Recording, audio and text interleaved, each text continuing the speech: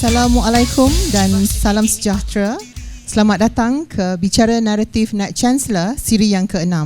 Pada hari ini kita akan membawakan Bicara Naratif Knight Chancellor yang membawakan tema mengekalkan reputasi Universiti Putra Malaysia sebagai universiti paling lestari dan memperhebat prakarsa kesejahteraan kampus. Dan pada kali ini saya bersama-sama dengan panel yang terpilih untuk kita sama-sama membincangkan, melihat isu ini dengan lebih mendalam, apakah kepentingan termasuk juga inisiatif-inisiatif yang dijalankan di Universiti Putra Malaysia untuk kita sama-sama menyahut aspirasi NAP Chancellor 2022.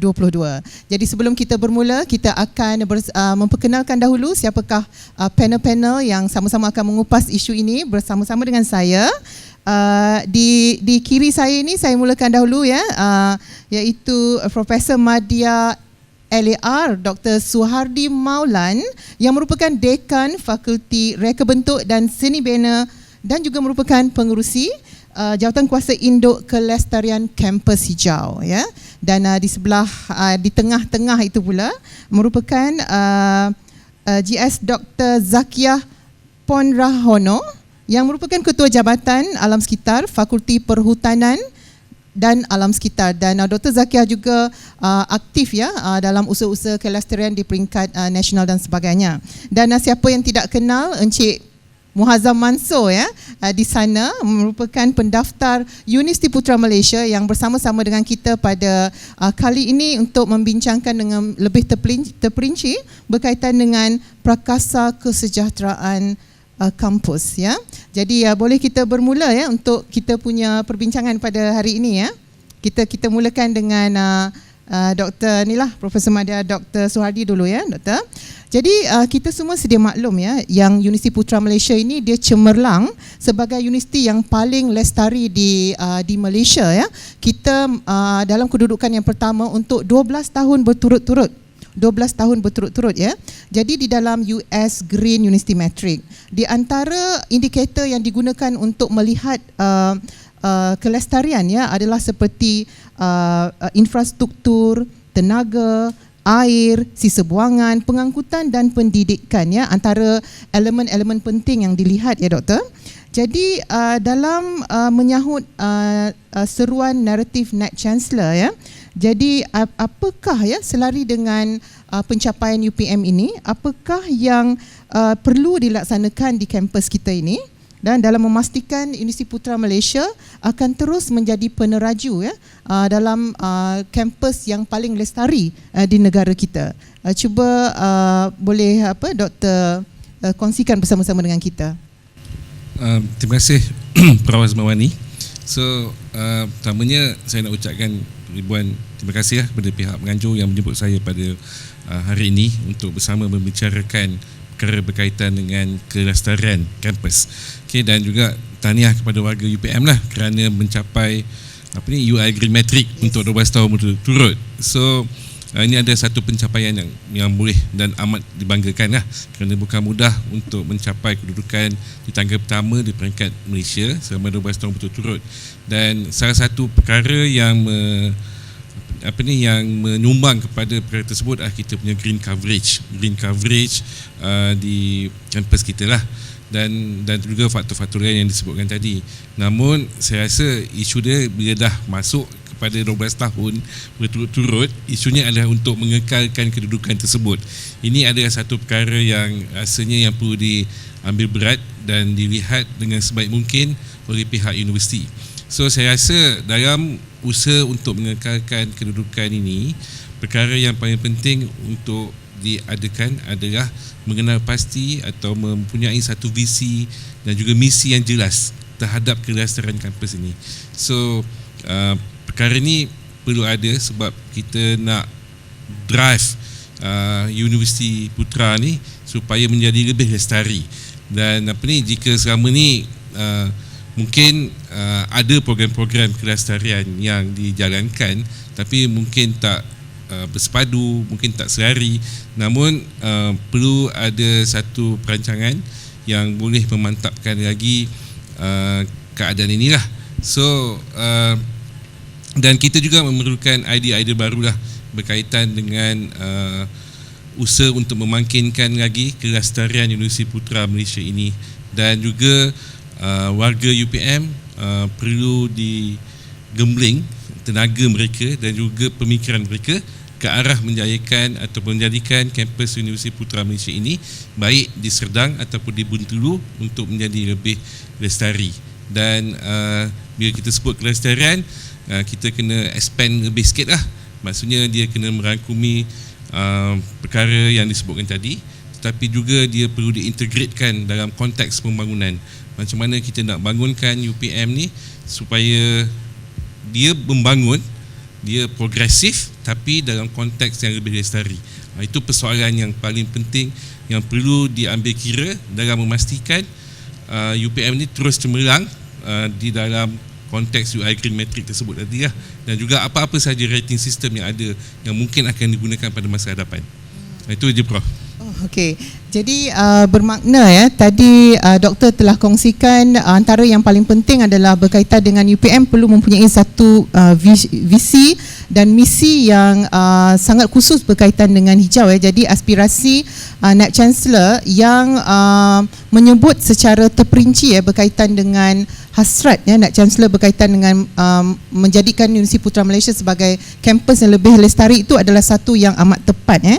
Tadi doktor ada mention berkaitan dengan antara perkara yang perlu dilakukan ialah menggunakan semua kepakaran di UPM ya. Jadi kalau kita lihat, saya tanya sikit lagi lah ya, kalau kita lihat di Universiti Putra Malaysia ni ya, boleh kongsikan ya, apakah kepakaran yang ada, bidang-bidang yang ada yang boleh menyumbang untuk memastikan Universiti Putra Malaysia ini terus kekal sebagai universiti yang paling lestari ya. Kalau nak lihat daripada segi kepakaran yang ada dekat Universiti Putra ni, semua fakulti dan juga institut ataupun PTJ lah, senang cerita, semuanya menyumbang ke arah kelestarian, baik daripada segi pengajaran, penyelidikan dan juga jaringan masyarakat dia. Cuma ada beberapa fakulti yang mungkin khusus kepada kelestarian lah, terutamanya macam Jabatan Alam Sekitar ni memang khusus lah kan.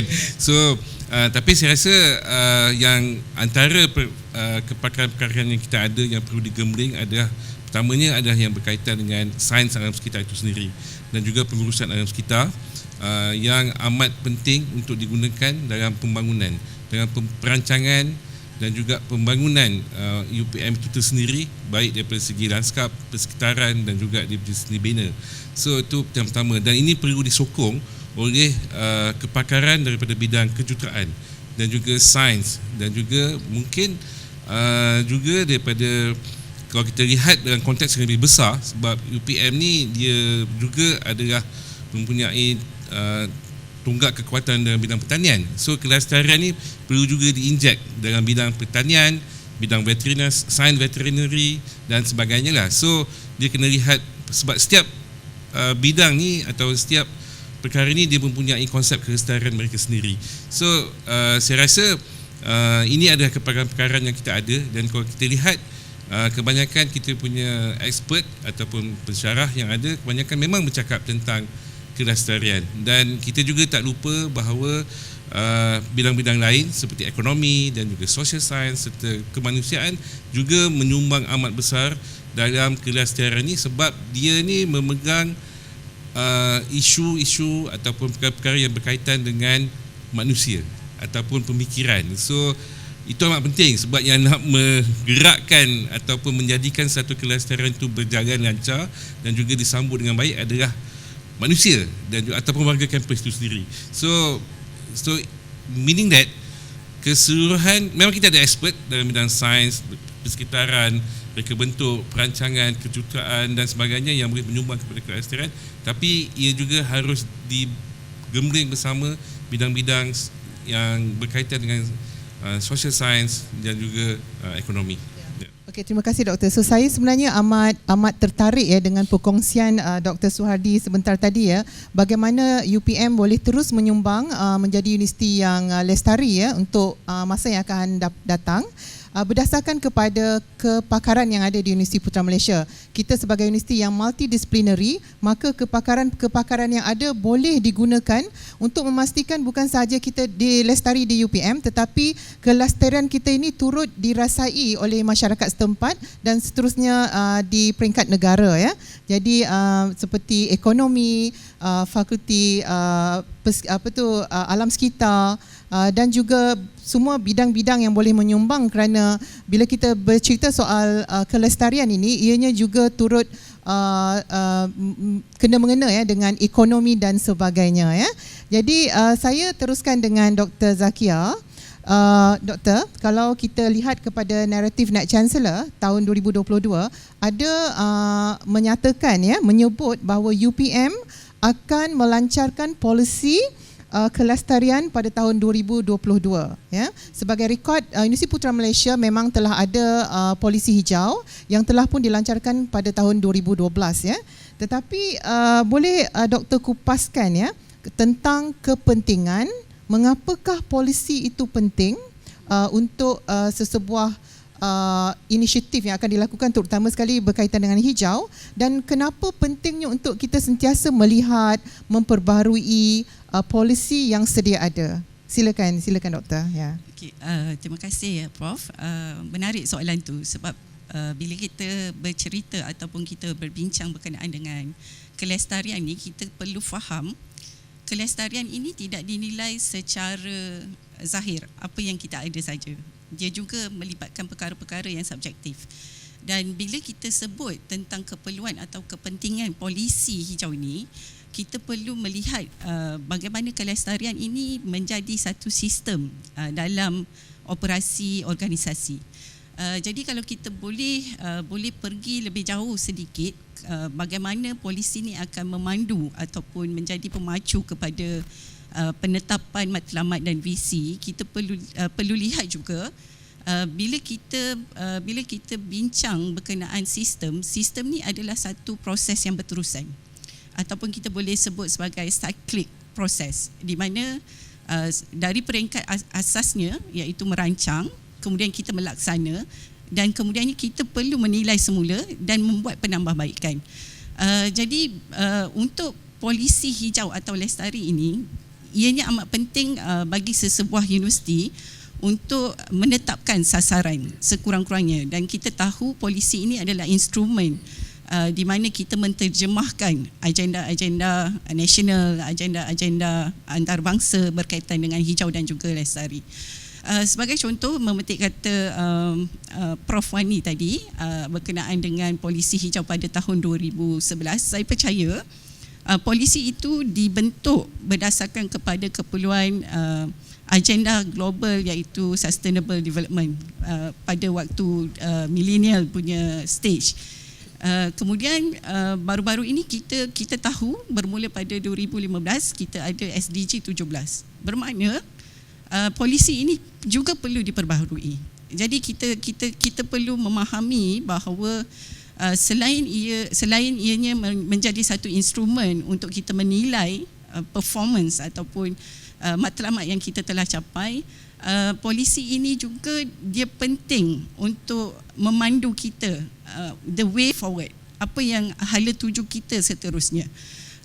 Dan kalau kita lihat universiti-universiti antarabangsa yang terkemuka yang berada di ranking teratas UI Green Metric for example, mereka mempunyai polisi hijau ataupun lestari yang sangat jelas. Ini termasuklah universiti seperti Oxford, Harvard. Jadi mengapa kita tidak mencontohi atau menjadikan ianya sebagai satu benchmark, dan kita melaksanakan atau kita mengaplikasikan apa sahaja inisiatif, apa sahaja tindakan-tindakan yang betul dan baik untuk benefit ataupun kelebihan kepada universiti kita sendiri. Terima kasih doktor. Saya tertarik dengan pandangan daripada Dr. Zakia berkaitan dengan kepentingan polisi. Ini bermakna polisi itu amat penting kerana ia menunjukkan komitmen daripada top down, komitmen ketua kita. Vice Chancellor sendiri di dalam naratif Naib Chancellornya menyatakan memperbaharui polisi. Selain daripada menunjukkan bahawa komitmen daripada leader ia juga menunjukkan bahawa kita ini peka ya kepada perubahan yang berlaku di luar sana. Perubahan yang berkaitan dengan SDG dan banyak lagi perubahan yang membuatkan kita perlu melihat dan juga melihat semula polisi sedia ada dan bagaimanakah ianya boleh dikembangkan ya, Doktor. Okey, thank you. Jadi seterusnya saya akan teruskan dengan Encik Muazzam ya. Tadi Encik Muazzam kita telah dengar pandangan daripada Dr. Suhardi dan juga Dr. Zakia berkaitan dengan hijau ya. Jadi kita tahu bahawa kampus Lestari dari segi fizikalnya itu amat penting. Dari segi apa yang kita lihat dan juga banyak inisiatif yang dilakukan dari segi staf seperti kitar semula, mengurangkan pembaziran air, elektrik dan sebagainya. Tetapi salah satu elemen penting juga adalah berkaitan dengan kesejahteraan. Untuk mencapai kesejahteraan itu perlukan suasana yang harmoni. Tetapi kesejahteraan yang secara holistik itu kepada warga UPM sendiri memerlukan pendekatan yang berlainan, yang lebih lagi ya. Jadi dalam naratif Nak Chancellor juga menyatakan bahawa untuk lebih memperhebatkan prakasa kesejahteraan kampus. Jadi boleh Encik Muazzam kongsikan dengan kita ya sebagai pendaftar Universiti Putra Malaysia, bagaimanakah ianya boleh membentuk warga kerja yang produktif dan mempunyai kecemerlangan yang tinggi melalui kesejahteraan warga. Silakan Cik Muazzam. Terima kasih moderator Prof. Asmawani. Assalamualaikum warahmatullahi taala wabarakatuh kepada panel-panel. Apabila kita memperkatakan tentang Al-Falah yang diserukan ataupun diucapkan oleh Naib Chancellor kita, iaitu Al-Falah merupakan kejayaan dan kejayaan bagi skop ataupun institusi kita ini. Kita nakkan kejayaan dan kecemerlangan. Kejayaan tu mestilah must be number one kan. Kalau kita nak lumba lagi ke sprint ke, bukan nombor 1, nombor 2, nombor 2, nombor 3, nombor 1 itu adalah yang menangnya, pemenang. Dan berbalik kepada kesejahteraan insan-insan ataupun staf kita di UPM ni. Saya tertarik dengan dekan tadi memperkatakan tentang mission dan vision universiti. Untuk kita mencapai itu kita perlu ada mission dan vision dan juga disusuli dengan polisi yang perlu ada daripada atas ke bawah. Dan begitu juga dengan sumber-sumber manusia yang ada di UPM ni. Insan-insan yang bekerja di UPM, yang berkhidmat di UPM, yang penting sekali adalah yang pertama, sebelum kita melihat kesejahteraan secara menyeluruh, holistik, kita nak pastikan dulu bahawa kesejahteraan individu itu sendiri terlebih awal. Yang pertama, saya melihat individu yang bekerja ataupun berkhidmat di UPM ini, yang pertama adalah mission dia, matlamat dia, nilai sikap nilai fahaman yang dia pegang, kerana ia membawa kepada pembentukan karakter ataupun attitude dia. Kalaulah sebenarnya datang ke UPM ini bekerja hanya untuk semata-mata nak dapatkan pendapatan, gaji, adakah itu mencukupi? Itu nantilah akan timbul permasalahan yang lain. Dan adakah datang saja seronok nak berjumpa dengan kawan-kawan, just lepas tu jamming around, keluar dan sebagainya, tak ada di tempat kerja, seronok pergi tempat lain dan sebagainya. Dan sebab itu apabila yang matlamat pertama dia datang ke UPM nak bekerja, satu nilai dia nak bekerja, mendapat pendapatan, bekerja bersama-sama dengan rakan-rakan, dan di dalam itu dia harus faham bahawa apabila bekerja di UPM ada sistem, ada prosedur, ada peraturan, ada perkeliling-perkeliling arahan yang patut diikuti ya. Dan kalau itu yang pertama itu sikap ataupun karakter dia itu boleh memenuhi apa jua pendekatan ataupun peraturan yang dikenakan terhadap staf tersebut, diikut dengan baik dan sebagainya, saya rasa tidak akan timbul masalah staf-staf kepada UPM. Sebab saya tertarik dengan suatu tokoh perniagaan di Jepun yang menerajui Kyocera Corporation, Kizomo Inomori, di mana dia telah diminta untuk membantu kerajaan Jepun dalam Japan Airlines. Dan dia memberi satu formula di mana yang pertama sebenarnya formula dalam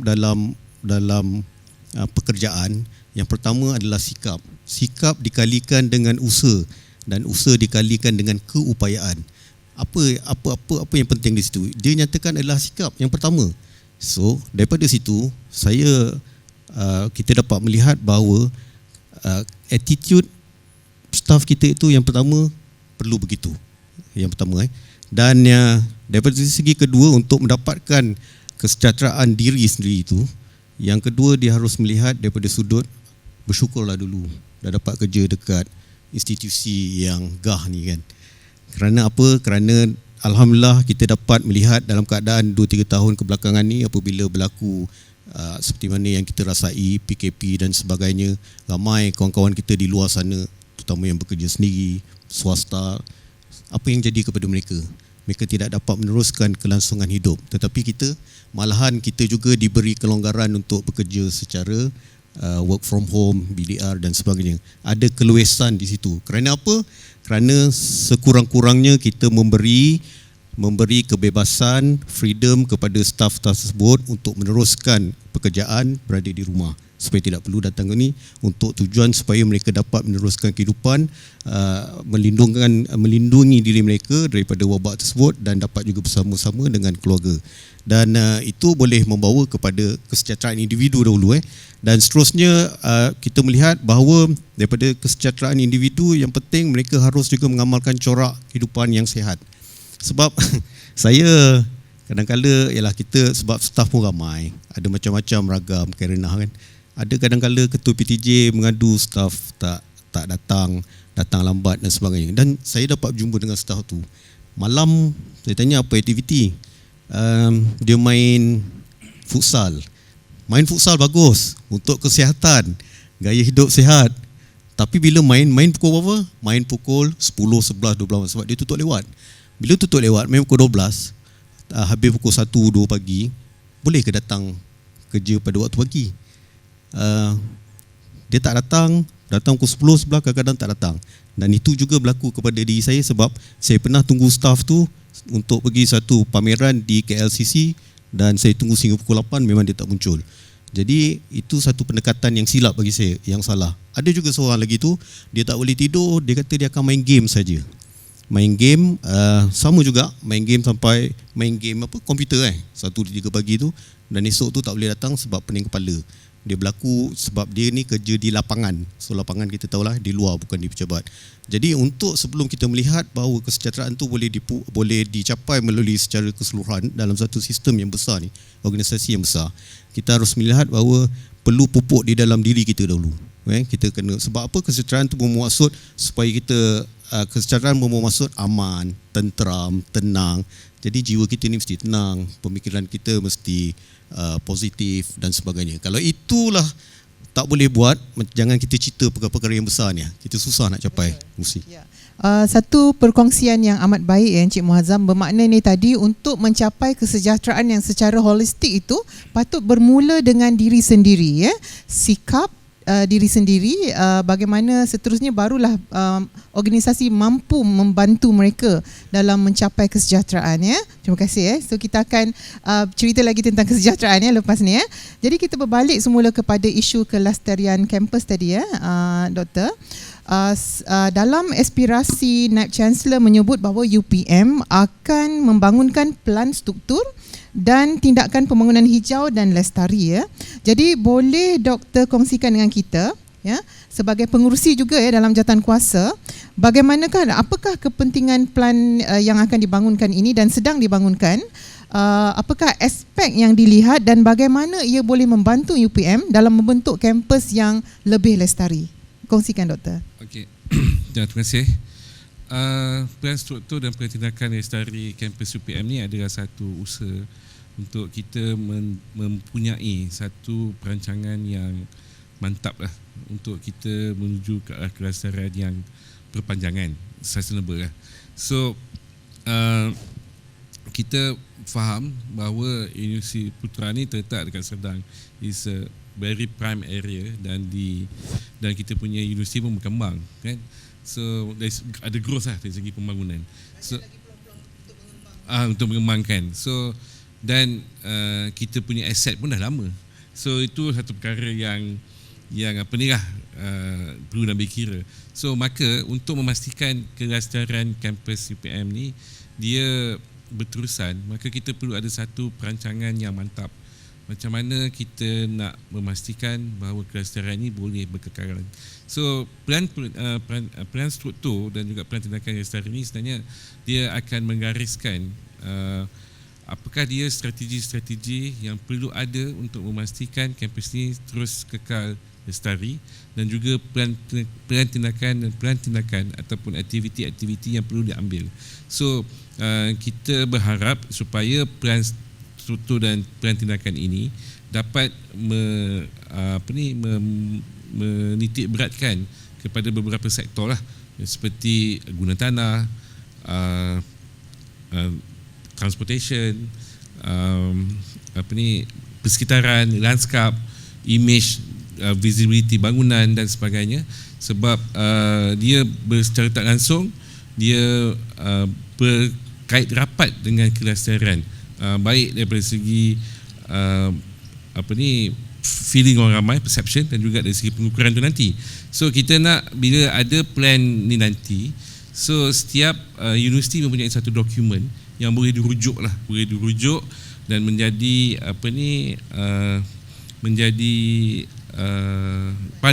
panduan untuk universiti bergerak, kan? Dan plan ini perlu di review ataupun dilihat setiap beberapa tahun lah, dan sepatutnya dia bergerak serari dengan peran strategik UPM, right? So dan ini kali pertama, so kita perlu start, tak kira lah, it's better late than never, kan? So dan ia juga perlu menjadi panduan bukan hanya kepada pihak pengurusan universiti, tetapi juga kepada pihak PTJ lah, untuk sama-sama mengurat langkah, mengetahui apakah dia perkara-perkara yang boleh dilakukan di peringkat PTJ tersebut, malah di peringkat individu. Macam Cik Muazzam tadi cakap lah, kena start daripada individu, kan? So kalau kita nak melakukan ataupun nak ke arah lestari, pihak individu juga, kita sebagai individu yang tinggal, duduk, bekerja, belajar di UPM ni pun kena faham apakah kita punya role sebagai individu dalam memastikan kelestarian ini boleh dicapai. Kemungkinan besar perkara ini juga boleh diadres lah dalam konteks sosial dan juga konteks fizikal dalam pelan struktur dan juga tindakan kelestarian kampus UPM itu nanti. So saya rasa perkara ini amat penting lah. Macam Dr. Zakiah tadi juga cakap, universiti ternama kat dunia dia ada polisi dia, dan saya pasti universiti tersebut dia mempunyai satu peran yang menyokong polisi tersebut. Dia tak boleh void, dia mesti ada something yang support, dan everybody actually, ahli-ahli ataupun warga universiti tersebut, dia menyambut hasrat tersebut dan jadikan dia dalam bentuk action. So hopefully kita boleh bergerak ke arah tersebut lah. Jadi terima kasih atas perkongsian tadi, Doktor. Apa yang saya dapat summarizekan ya daripada perkongsian tadi, di dalam naratif Knight Chancellor ada menyebut yang seperti kita maklumkan tadi adalah pelan, tindakan dan struktur fizikal ya. Jadi ini sebenarnya adalah satu usaha yang sangat bagus, kerana melalui pelan ini nanti kita dapat membuat sesuatu yang lebih terancang dan menjadi rujukan. Itu antara perkara yang penting, iaitu terancang. Sebab kampus kita ni besar dan maknanya ini bukan setakat tahun ini, tapi dimulakan dalam naratif Knight Chancellor 2022 dan akan berterusan sehingga 10, 20 dan bertahun-tahun yang akan datang. Betul. Bermula dari perancangan yang akan dibuat pada tahun ini, dan ianya juga memfokuskan kepada aspek fizikal ya. Betul. Kalau kita tahu di dalam penarafan UI Green Matrix ada elemen berkaitan dengan kitar semula, penjimatan dan sebagainya, tetapi ada juga isu-isu yang macam kita tak nak lihat sampah. Lepas tu kita nak bangunan kita cantik, kita nak perancangan landscape kita tersusun, terancang. Apa yang kita rancang hari ini disambung oleh generasi-generasi yang akan datang ya. Dan juga ini akan diteruskan ya. Jadi dalam naratif Knight Chancellor dinyatakan perkara ini dan ini akan dan sedang dilaksanakan ya, Doktor. InsyaAllah. Okey, terima kasih. Jadi Dr. Zakiah, kita teruskan tadi berkaitan dengan hijau ya. Kita semua sedia maklum yang pemeliharaan dan juga pemuliharaan alam sekitar ni menjadi isu dunia, ya, antarabangsa. Dan malahan kita dalam naratif Nak Chancellor dan juga selari dengan plan strategik Universiti Putra Malaysia, dan kebanyakan agensi kerajaan telah menyatakan secara jelas tentang komitmen mereka. Ia menyuruh kepada pihak kerajaan, agensi dan juga korporat untuk terus menyumbang kepada isu-isu kelasterian, ya.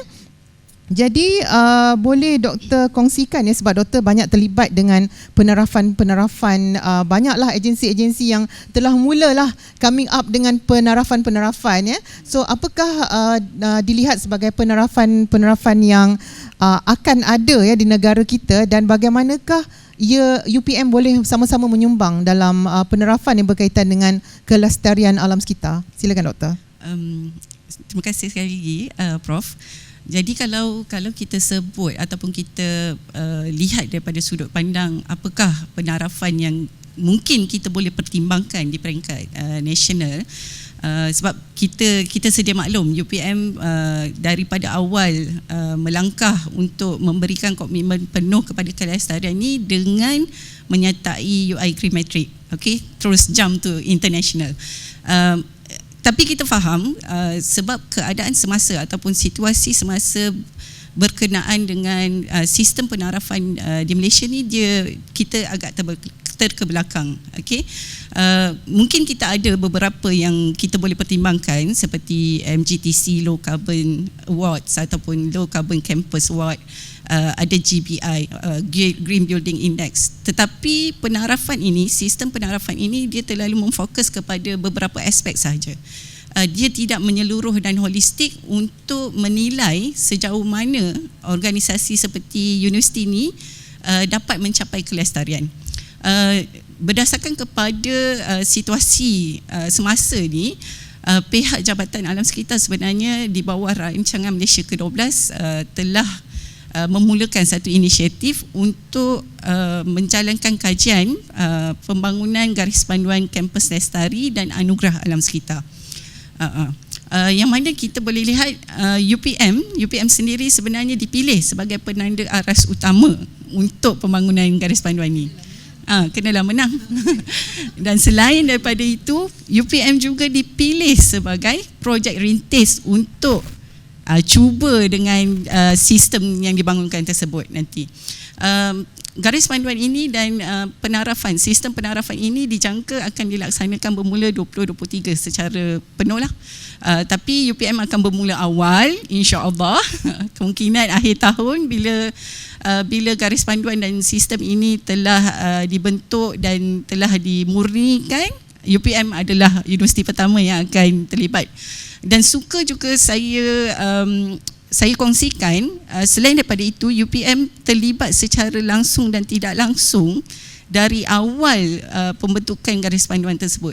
Selain daripada tenaga-tenaga pakar yang terlibat dalam pasukan kajian, pihak PSPK sendiri kerap dipanggil bersama untuk sesi libat urus untuk berkongsi dengan Jabatan Alam Sekitar, Jabatan Alam Sekitar Malaysia, bukan Jabatan Alam Sekitar fakulti, di fakulti, untuk berkongsi amalan-amalan tadbir urus berkenaan kelestarian. Dan ini sebenarnya adalah boleh dikatakan sebagai satu sesi pemindahan ilmu tanpa sedar oleh pihak UPM sendiri. Dan apabila UPM terbuka untuk berkongsi amalan-amalan terbaik, tadbir urus yang baik ini, ianya akan memantapkan lagi garis panduan yang akan dibangunkan, dan ianya memberikan konteks ataupun memberikan satu konsep asas yang holistik untuk dicontohi oleh IPT lain. Dan kita juga tahu garis panduan ini adalah yang pertama dibangunkan di Malaysia, dan diharapkan dengan mengambil kira kajian-kajian kes universiti tempatan, ianya akan disertai oleh lebih ramai lah IPT, IPTS, IPG, college dan juga college community.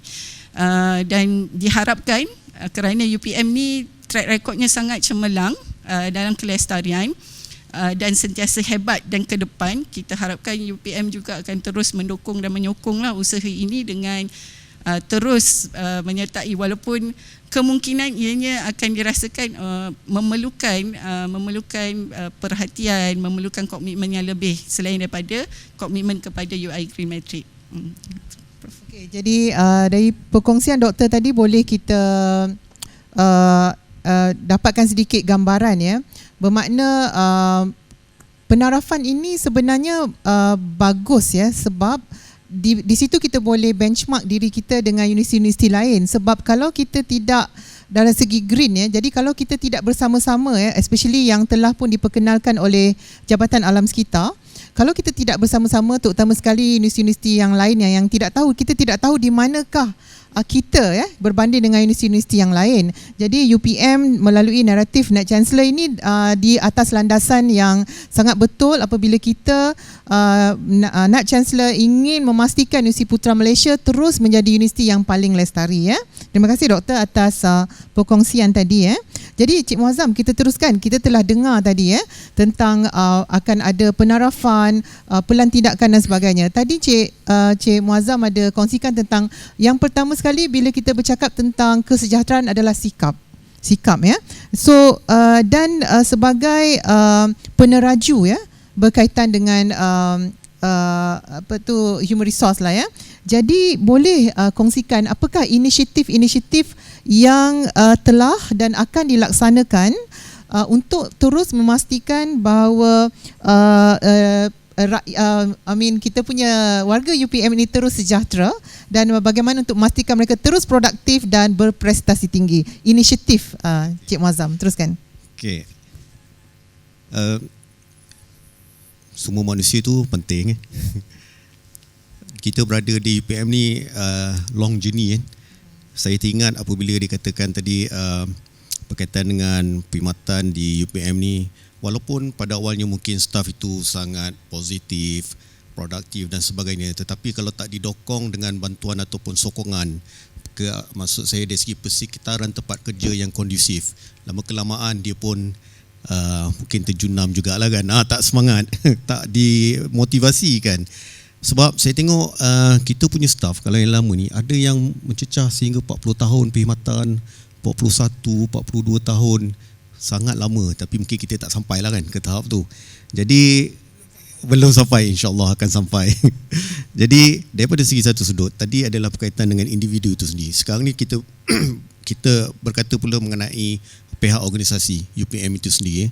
Dan saya sebenarnya tertarik daripada dapatan naratif Naib Chancellor. Di situ ada dipetik berkaitan dengan indeks kesejahteraan, dan juga ada dinyatakan di situ berkaitan yang perlu dilihat secara mendalam adalah berkaitan dengan domain kerja itu, iaitu di situ dinyatakan berkaitan dengan laluan kerjaya, sistem kenaikan pangkat dan juga tempat kerja dan sebagainya. Jadi yang pertama, kita melihat daripada sudut yang positif, kita mengambil langkah-langkah. Yang pertama saya melihat satu, kita memperkenalkan CBTM, Competency Based Talent Management, di mana di pihak pejabat mendaftar sekarang dari segi pengambilan pun kita telah memperkenalkan pelaksanaan CBTM itu semasa sesi temuduga, dan kita juga itu baru diluluskan untuk memperkenalkan penilaian secara competency based, penilaian kompetensi, dan latihan juga kita telah, saya rasa Puan Moderator pun bersama-sama dengan kita, di mana sekarang penilaian latihan kita buat berdasarkan penilaian kompetensi. Dan ini kita nak ucapkan banyak terima kasih apabila dikatakan tadi kita ramai pakar-pakar di UPM. Memang semua yang kita laksanakan itu kita berpandukan kepada pandangan dan juga nasihat, bantuan daripada pakar-pakar kita. Tapi human resource ni of course kita dapatkan daripada pakar HRD kita lah, Prof. Ismi dan sebagainya. Begitu juga alhamdulillah apabila TNCAA ni telah dilantik Profesor Ismi, maka kita pun akan berbincang dengan dia untuk melihat secara mendalam berkaitan dengan laluan kenaikan pangkat pensyarah ni. Sebab yang dah lepas kita nak way forward, kita pun nak menyokong perkembangan staff. Dari satu segi tadi CPTM tu kita perkenalkan. Yang kedua, daripada segi kesejahteraan staf tersebut, kita menumpukan daripada kebajikan staf umpamanya. Kita amat prihatin dan cakna. Yang pertama saya lihat kita pergi kepada pensyarah. kita faham bahawa pensyarah ini kerja berbeza dengan bukan akademik, dan dia punya nature tu kadang-kadang memang sampai malam tak menentu dan UPM amat prihatin, pengurusan amat prihatin dan kita mohonlah doa juga daripada semua. InsyaAllah kita akan propose kepada LPU akan datang ni supaya pensyarah diberi freedom, kelonggaran dari segi ialah pensyarah kau dengar datang punch in, punch out, itu dah menyekat kreativiti lah juga kan. Kadang-kadang kita dah sibuk-sibuk ni kita lupa. Ni masa bulan puasa ni banyak jemputan buka puasa ni dah lupa dah. Bila kita nak balik kan, itu menjadi masalah besok kita. Tapi tak apalah, kita melihat itu dari sudut positif. Yang itu kita akan utarakan bagi memberi sejahteranya staff tu tanpa memikirkan hal-hal yang sedemikian rupa lah. Dari segi sudut yang lain, kita melihat staff time akademik pula, seperti baru-baru ini banyak yang dia memohon supaya diberi pertimbangan. Sebab saya nak petik daripada naratif itu dari segi kebajikan perumahan umpamanya. Kita akan mengadakan perbincangan dengan pakar daripada FRSP, dulu pengarah pejabat pengguna perusahaan aset, yang ada satu cadangan untuk membuat rumah quarters terhenti, ada pernah dicadangkan. Dan saya rasa kita kena hidupkan balik, dan kita dah berbincang dalam jawatankuasa perumahan universiti, di mana kalau kita dapat bangunkan lagi rumah-rumah quarters. Sekarang ni rumah tu terhad. Kita faham dalam keadaan sekarang ni staff tak boleh nak cope dengan keadaan sewa yang tinggi, dan juga di UPM kampus Bintulu. Ini sangat menjadi, sebab di sana sewa lagi tinggi. Keadaan hidup di sana lebih tinggi daripada sini, dan quarters pun terhad, dan ada beberapa perbincangan yang telah dibuat dan cadangan-cadangan yang telah diberikan oleh pihak mereka kepada kita lah. Dan kita amat cakna dengan tu, dan sebab itu kita sentiasa membuat rundingan dan perbincangan melalui medium-medium, terutamanya melalui MBJ. Di situ apa luahan-luahan yang mereka utarakan, kita take note secara serius, sebab ianya juga dipengerusi oleh Naib Chancellor dan terdiri daripada persatuan-persatuan dan juga kesatuan. Dan ada juga pandangan daripada staf-staf yang ingin terlibat secara aktif dalam sukan utamanya. Kita faham, kita tak jangka pun bahawa kita akan beralih ke arah endemik. Tapi alhamdulillah lah kerajaan dah buat pengumuman, dan sebab permintaan daripada terutamanya staf yang mempunyai keupayaan untuk bersukan ni, nak sangat buat sukan staf inter-varsity, dan alhamdulillah UPM telah diberi ruang untuk menjadi tuan rumah, telah dipilih, dan kita akan buat pada bulan 9 ini, Universiti Awam. Di situ ada sebanyak 23 acara akan dipertandingkan, dan sekarang ni insyaAllah, saya ingat sekarang ni dalam bulan puasa senyap sikit lah. Lepas naik ni Syawal mereka akan mula berlatih.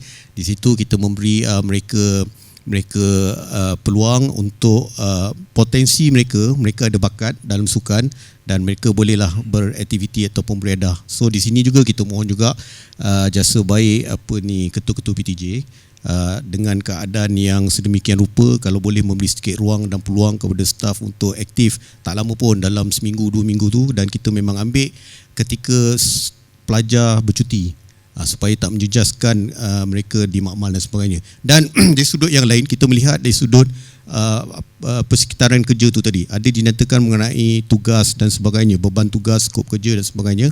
Dan kita telah mengambil langkah perbincangan dengan yang pertama, pegawai sains.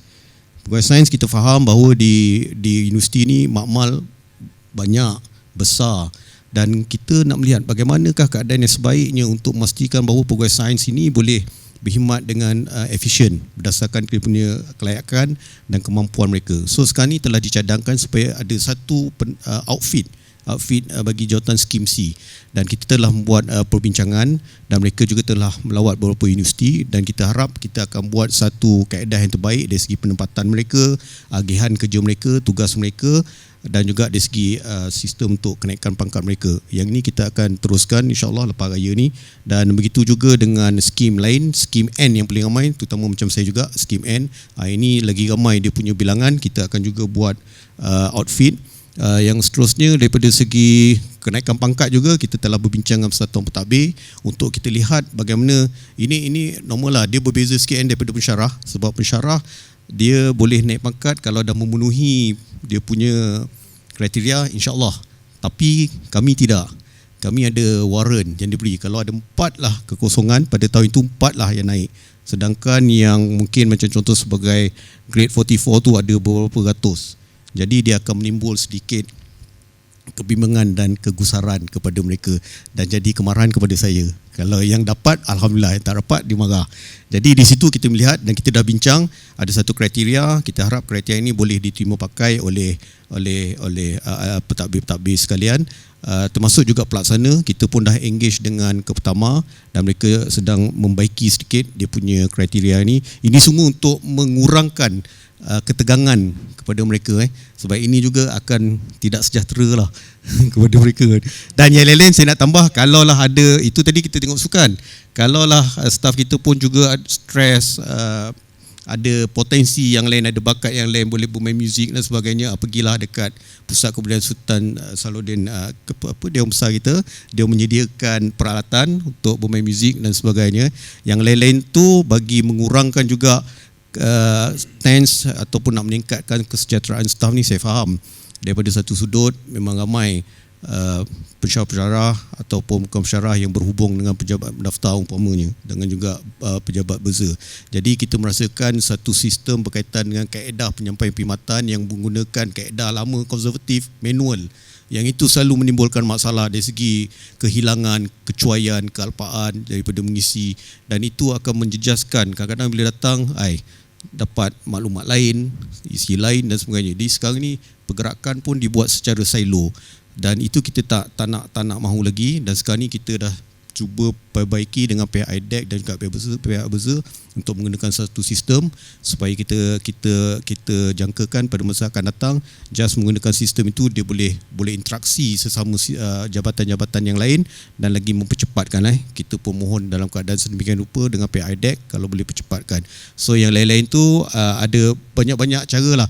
Kalau staff ada merasakan ketidaksenangan, kita prihatin dengan keadaan mereka, tapi jumpalah kita boleh bawa kepada pihak yang sepatutnya. Dan yang terbaru ini, selepas Hari Raya ni, saya telah mencadangkan dan kita akan buat satu perbincangan dengan satu jawatankuasa kesihatan mental.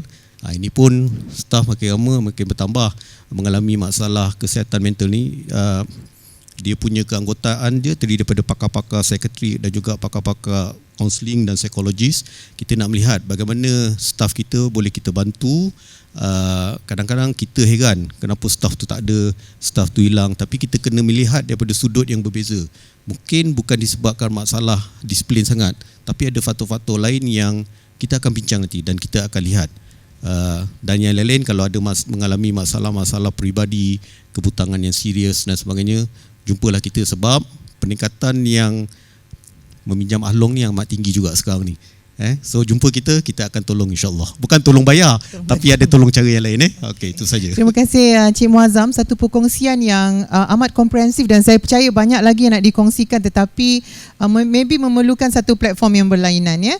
Jadi apa yang kita boleh tadi yang dikongsikan, ya, ada banyak inisiatif berkaitan dengan kesejahteraan kampus, kesejahteraan warga, ya, yang sebagai contohnya bukan sahaja yang melihat kepada soal kenaikan pangkat, tetapi soal berkaitan dengan kepuasan bekerja itu sendiri, and then dari segi sukan dan juga riadah, ya. Dalam masa yang sama sebenarnya semua perkara ini selain daripada meningkatkan skill bekerja menjadi lebih sejahtera, tetapi boleh, riadah ini kadang-kadang dia sebenarnya boleh mengukuhkan lagi semangat berpasukan, ya, dan mengenal rakan kerja kita dengan lebih erat lagi, Cik Muazzam. Jadi kita sebenarnya tak banyak masa, ya. Jadi ini soalan yang terakhir lah, ya, untuk kita lontarkan, ya, bagaimana berkaitan dengan bicara Nak Chancellor. Jadi Nak Chancellor dalam bicara inspirasinya ada menyebut bahawa menyeru, ya, semua warga UPM untuk terus memelihara dan memertabatkan kampus yang lestari dan juga menjadikan Universiti Putra Malaysia sebagai universiti yang mampan dan mengekalkan reputasi antarabangsa. Sebagai dekan fakulti dan juga pengurusi jawatan kuasa kelestarian kampus lestari dan hijau, jadi apakah harapannya kepada ketua-ketua PTJ di luar sana, kepada staf dan seluruh warga UPM berkaitan dengan inisiatif ataupun naratif Nak Chancellor berkaitan dengan kampus yang lebih lestari. Harapan, Doktor. Ya.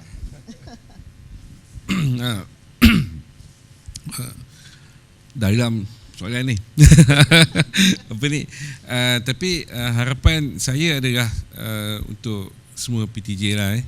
So kita kena faham bahawa persekitaran yang kita ada, baik di peringkat makro, maknanya kampus UPM itu secara keseluruhan, ataupun kampus setiap PTJ, dia memberikan kesan secara langsung kepada perlakuan seseorang. So macam Encik Muazzam cakap tadi kan, dia nak bekerja tu dia perlukan satu suasana yang kondusif. So maka, dan juga kena ada sistem sokongan dia. Dan persekitaran ni sebenarnya ada satu sistem sokongan yang perlu untuk kita punya staf ada, untuk dia mencapai satu keadaan yang memulihkan dia memberikan perkhidmatan yang terbaik. So itu adalah penting untuk difahami, iaitu environment shape behavior, behavior shape the environment.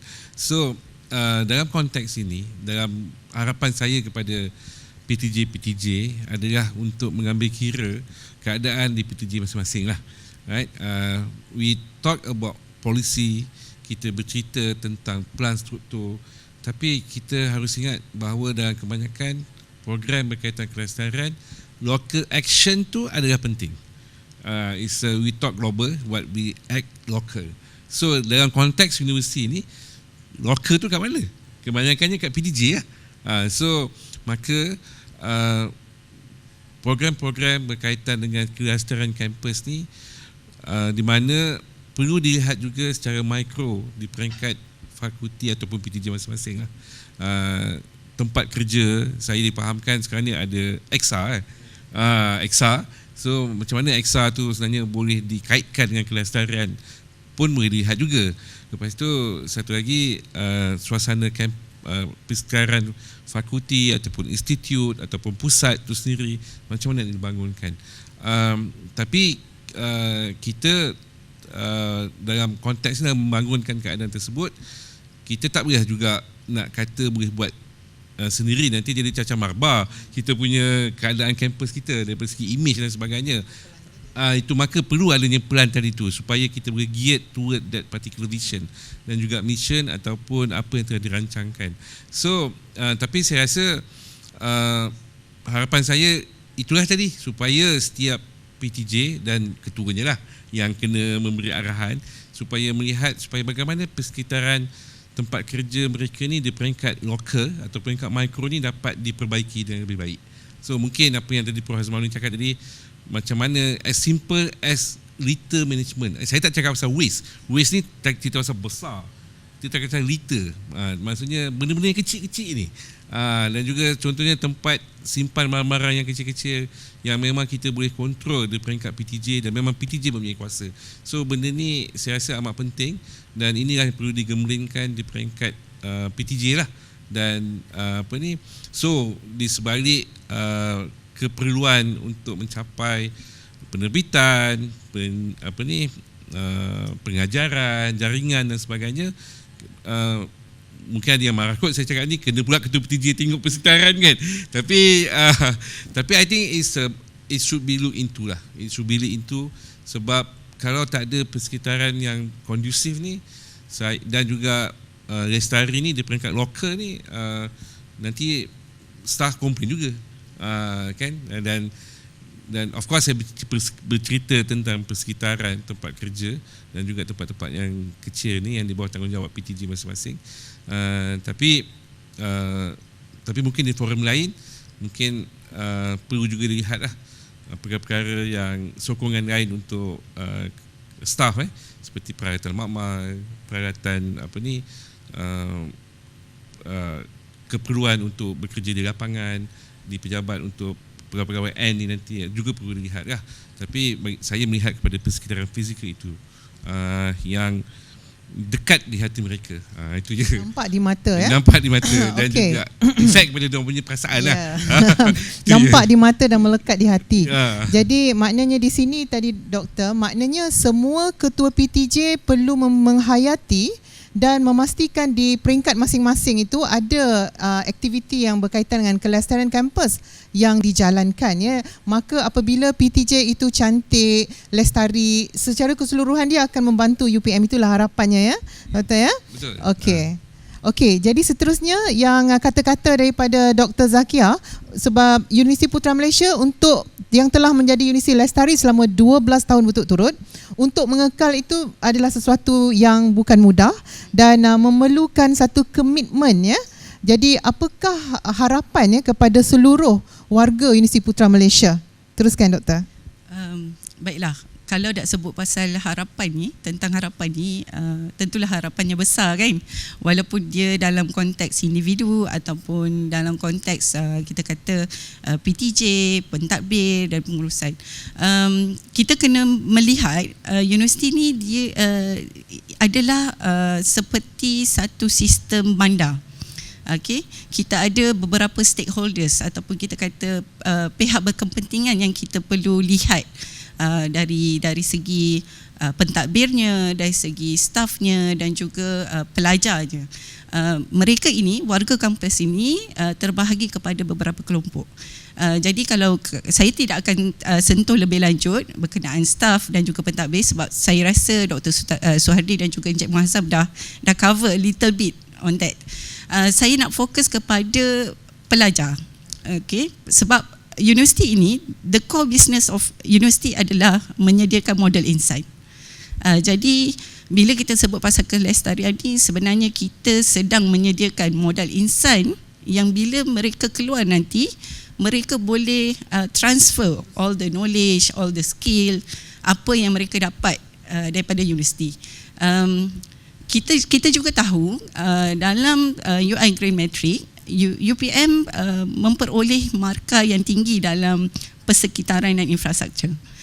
Ini memberi indikasi yang menunjukkan bahawa UPM ini mempunyai kemewahan dari segi sumber.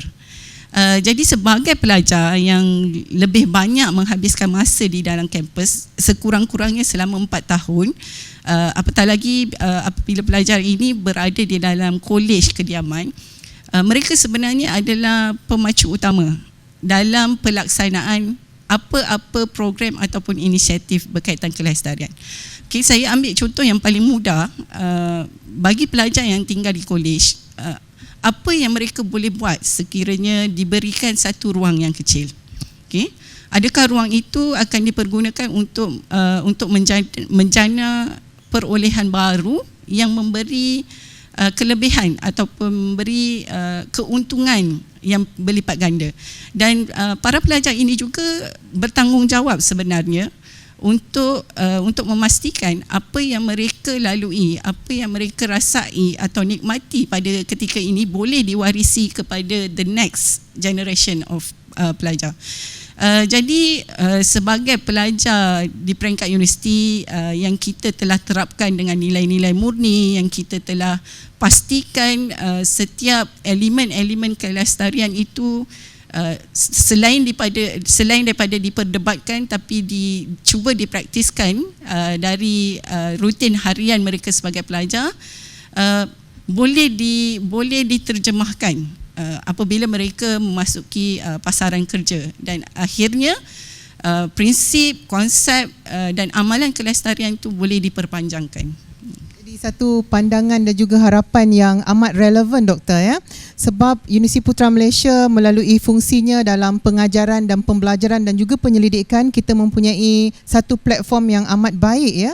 Bagaimana untuk kita memastikan pelajar kita turut menghayati dan menjadi warga yang lebih cakna ya, especially apabila mereka bersedia di alam pekerjaan yang akan datang ya doktor. Jadi yang terakhir ya, Cik Muazzam ya. Jadi sebagai pendaftar yang menguruskan sumber manusia, dan tadi telah dikongsikan inisiatif ya, dan bagaimana sebenarnya kesejahteraan itu bermula daripada individual dan sebagainya. Apakah pesanan, harapan ya, UPM ni sebagai universiti yang diversity juga, ada pelbagai pangkat, ada akademik, non-akademik, sangat diverse ya. Jadi apakah pesanan dan harapan kepada seluruh warga Universiti Putra Malaysia? Silakan. Kita sebenarnya tak boleh tahu semua perkara dan dalam semua keadaan. Jadi saya sebenarnya terbuka, pejabat daftar yang merupakan semua manusia ini terbuka. Jika sesiapa saja ada pandangan nak berbincang dan membagi idea untuk tambah baik, kita sangat alu-alukan. Sebab saya melihat dalam tempoh 2 tahun pun saya berada di sini, sebenarnya banyak yang kita laksanakan ini juga sebenarnya datang daripada sudut idea orang yang lain, ya, di luar daripada sistem. Sebab kita kadang-kadang bila kita berada di situ saja, kita tak keluar, kita tak dapat apa-apa implikasi natijah kepada sesuatu pelaksanaan yang kita nak buat.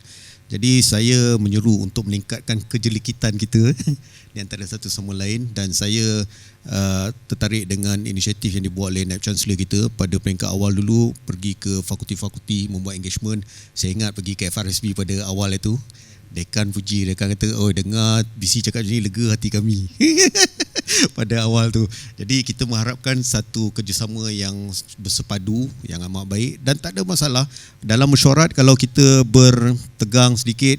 Itu masing-masing punya kaedah untuk menyampaikan hasrat mereka. Tapi yang penting adalah natijah daripada cadangan tersebut. Dan sebenarnya lepas meeting tu kita pun berbaiklah juga, tak ada masalah. Ini selalu berlaku dalam mesyuarat MBJ dulu-dulu kan. Tapi apa cadangan-cadangan daripada persatuan dan kelab tu juga ada, dengan kesatuan itulah sebenarnya banyak memberikan manfaat kepada staf. Jadi saya punya harapan supaya kita dapat bekerjasama dengan baik dengan semua pihak, bukan untuk sesiapa tapi demi untuk UPM bagi mencapai hasrat yang telah kita bincangkan tadi. Itu saja daripada saya. Harapan yang amat baik dan perlu disambut oleh seluruh warga Universiti Putra Malaysia. Jadi dengan perkongsian ini tadi berakhirlah bicara naratif Naib Chancellor siri yang ke-6, dan saya mengucapkan ribuan terima kasih kepada panel-panel yang telah pun berkongsi maklumat, berkongsi pandangan dan bagaimana kita akan merealisasikan naratif aspirasi naratif Naib Chancellor. Terima kasih Dr. Suhardi, Dr. Zakia dan juga Encik Muazzam. Jadi semoga dengan perkongsian ini warga Universiti Putra Malaysia akan memberi sokongan dan menghayati naratif Naib Chancellor. Terima kasih dan salam hormat. Di varsity ini aku berdiri, melangkah mula dan terus berlari, mengejar visi, menggenggam misi.